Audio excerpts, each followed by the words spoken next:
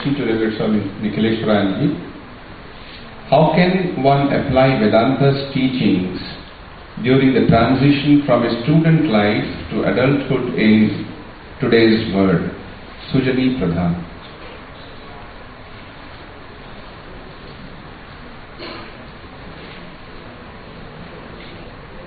It's a beautiful question. How can one apply Vedanta's teachings during the transition from a student life to adulthood in our world society? Beautiful question. But first of all, you must know what is Vedanta. How will you apply Vedanta's teaching unless you know Vedanta?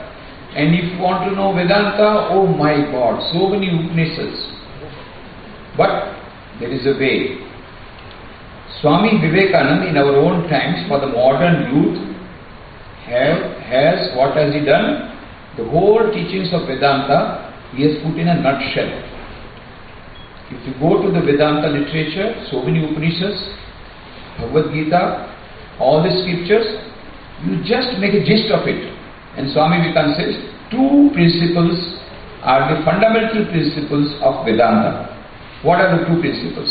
Number one, divinity of the soul. Number two, solidarity of the whole universe. These are the two fundamental principles of Vedanta.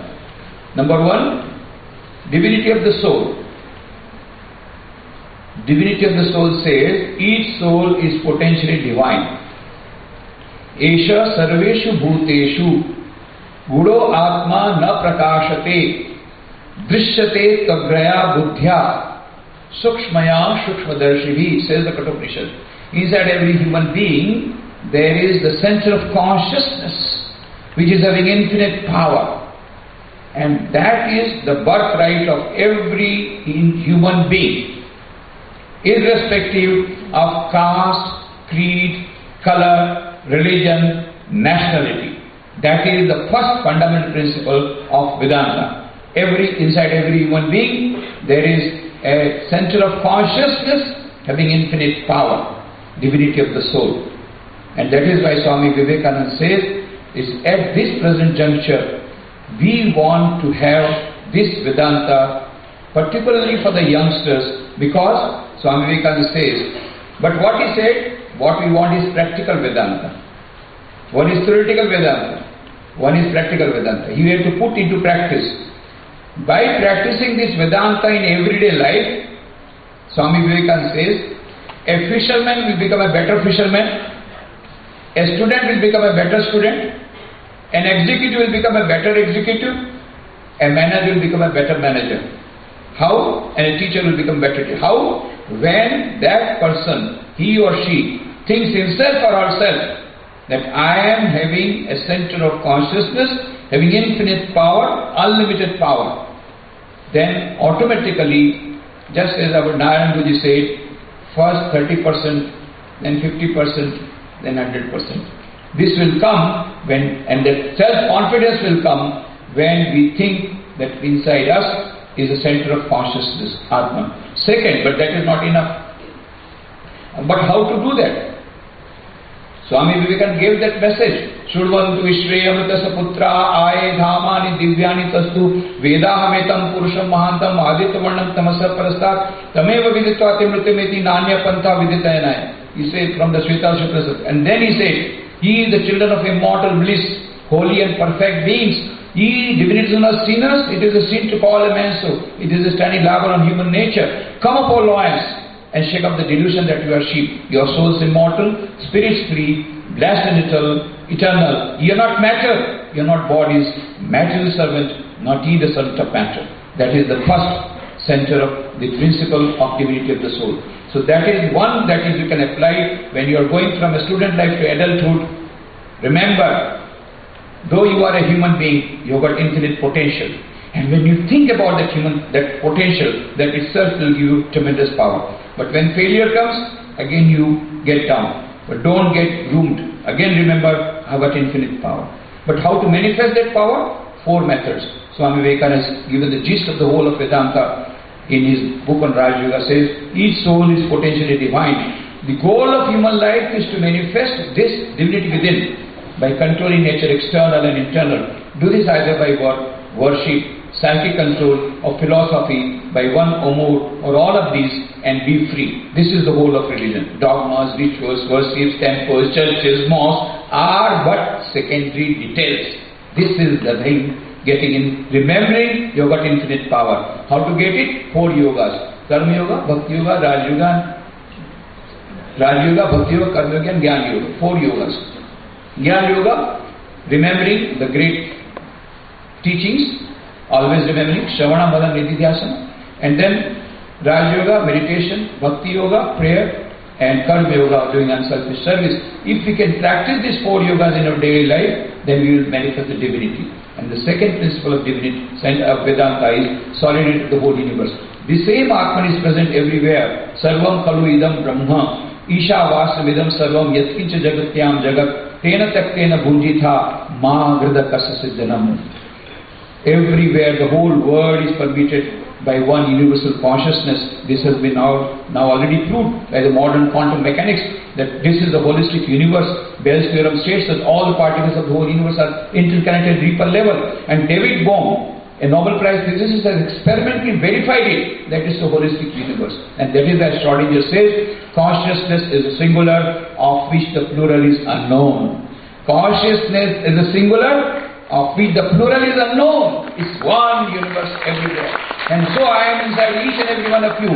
And why should I not hate you? Why should not I kill you? Why should not I beat you? Why should I not hate you? Because I and you are not different. That is the essence of Vedanta.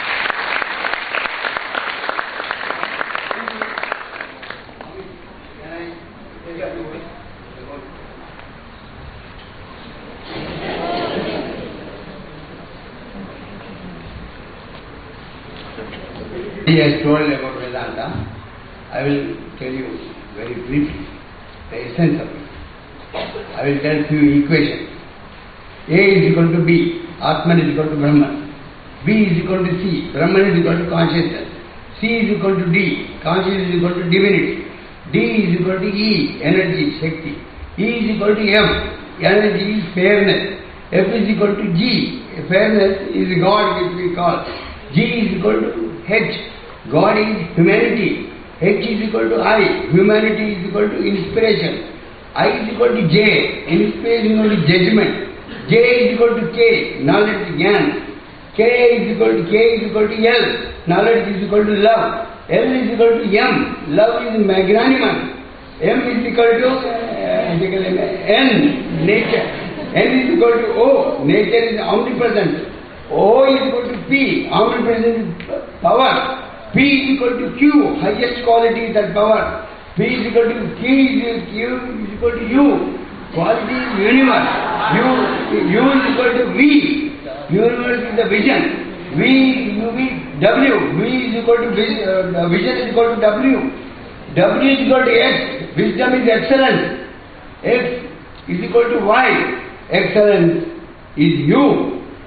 And Y is equal to Z, you are the zenith.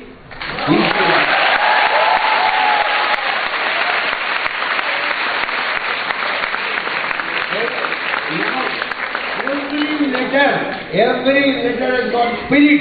Every person, each one of you is God. Thank you very much.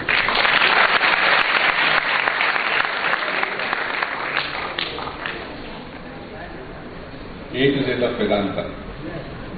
Last question for the session, Dhatma Pranaji,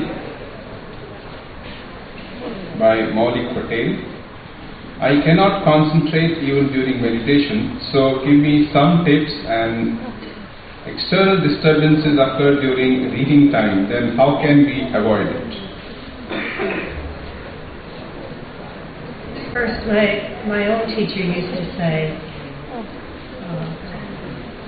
remember, you meditate on what you love.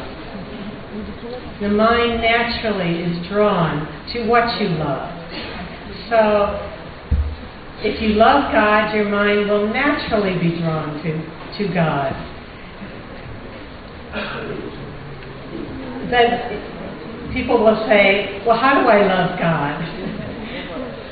you can learn to love God through meditation. So there's a circle there. But the attempt itself will give that love for God. And then we have to remember grace is always there too. Not that people can meditate the same way each time they sit down for meditation. Sometimes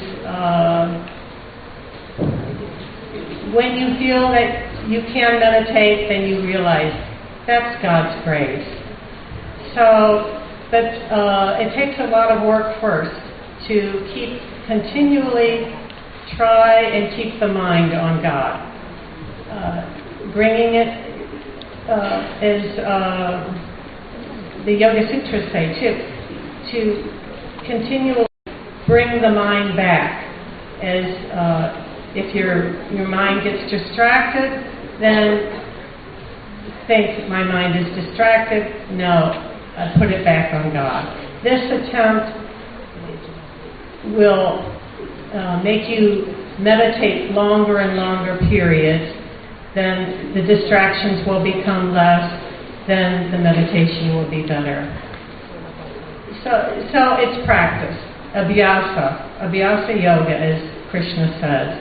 Of course, Arjuna said, the mind is always restless. And Krishna says, it's just abhyasa, practice. Practice, practice, practice. Then getting distracted during reading, that also, if you love what you're reading, then your mind will be less distracted. If it's something that you have to read for your school or college, and you're not that interested in it, the mind is going to be naturally distracted. But if you love what you read, then you'll find you have no problem.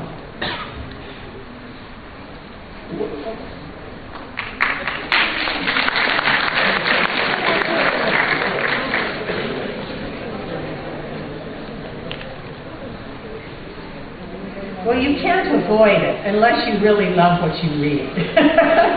You can't avoid the distractions. But you can tell yourself that, no, this is important to me. Important to me. All subjects of knowledge are important. And we can learn to love even things that, subjects that we're not that interested in. But we can't avoid distractions all the time.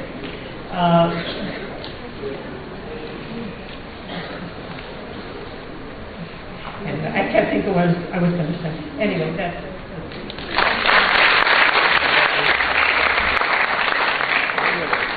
With this, we conclude this session. We'll now disperse for lunch and reassemble here by 2 o'clock. We'll have a number of speakers from among our young delegates who will speak. The Jai Chakravarti will moderate from 2 to 3. All of you please come back by 2 o'clock.